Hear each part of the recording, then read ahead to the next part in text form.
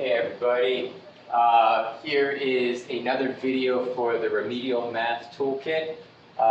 This is going to be all about arithmetic and really with a focus on recognizing when and how to use the different parts of arithmetic. And when we say arithmetic, we're talking about addition, subtraction, multiplication, and division. The real foundations of anything we do with math. And probably the thing we use the most once we graduate from high school. So this is important stuff here. So there are three things I'm going to take you through. The first one is really the only thing that applies to the actual toolkit. So if you just do number one, that's great. Number two and three are ones that they're just things that you easily could apply it to that you may do with your child anyway. So highly recommend if you have the chance to do it. So we'll start with number one. We're going to call it arithmetic scenarios. And I'm going to emphasize that the point of this practice is less to be able to calculate the actual things that we're going to talk about. If that's something you want to work with your child on, you can definitely have it so that they try to figure out on their own without a calculator to work on those skills. But this is really going to focus on knowing when do I use addition or subtraction or multiplication or division. That's honestly one of the things I've seen when a kid struggles with math. That's often a lot of what it is. They actually don't know which one to do when, especially when it comes to scenarios or word problems. So this is a very foundational skill that if you don't have, it's very hard to kind of elevate mathematically your thinking. So all this is going to be, it looks like a lot on the board, but I just want to write a lot of examples. All you're going to do is kind of come up with scenarios that have to do typically with some sort of money or some sort of distribution of a thing. So if I want to do addition subtraction, very easily.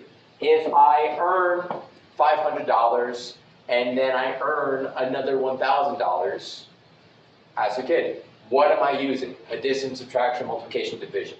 And ideally they can see addition. And if they don't, that's something to work on. And you can try to, even if you have some money available, I'm earning and then I earn again, we're growing.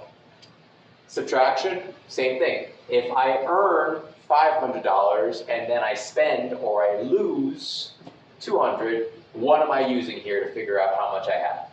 And ideally they can see maybe addition first in the earn and then subtraction. And as they get better at it, I would definitely recommend sort of really making these a little longer. If I earn $500 and then I spend $200 on these bills and next month I earn $1,000, something like that. It can be big numbers, small numbers, whatever.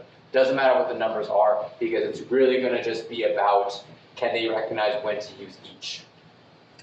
I wanted to put some other examples for multiplication and division since that's a little harder, but same idea. You come up with scenarios. I wanted to offer two. You do not have to do these ones, but they're just there if you want them.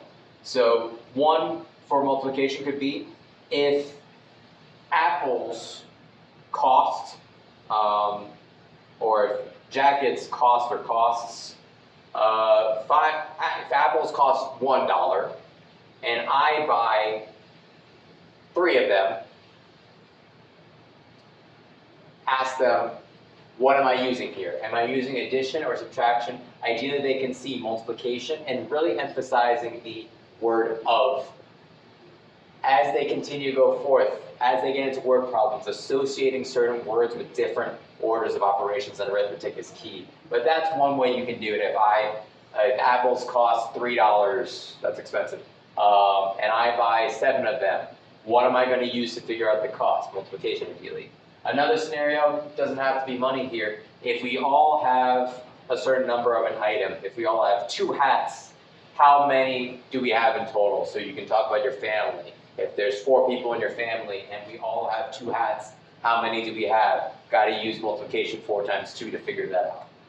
So that's multiplication. Again, you don't have to use it, but I want to offer it to you as a possibility. And then division is, again, an inverse of that multiplication, but here's an example. There are 50 cookies that we baked and 10 people we're going to give it to. How many do we each get? And emphasizing that word each, that oftentimes when you hear that, if I hear each, if I hear break up these things, we're going to hit division. It could be, you could take out the people. It could be there are 50 cookies and we need to give everyone 10. how many people are there. So different ways to manipulate sort of what they have to do, but really focusing less on finding the actual answer. They can use a calculator for that right now. But just, am I using addition? Am I using subtraction or multiplication, division? Just getting that conceptually, being able to apply it to real world scenarios is what this is all about.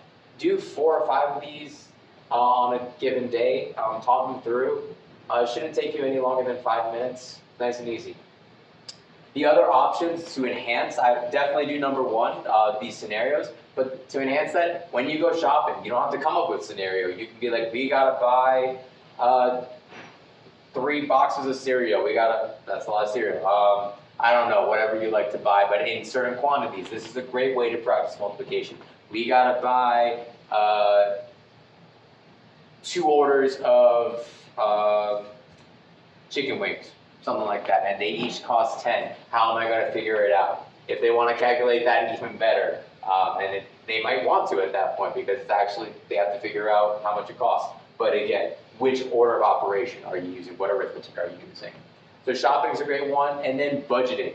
And your high schooler, ideally your child, or however old they are, they should start getting exposed to budgeting anyway. So this is a great thing. They can look at, you can talk them through, how you're budgeting your stuff. I earn this much, I spend this much every month.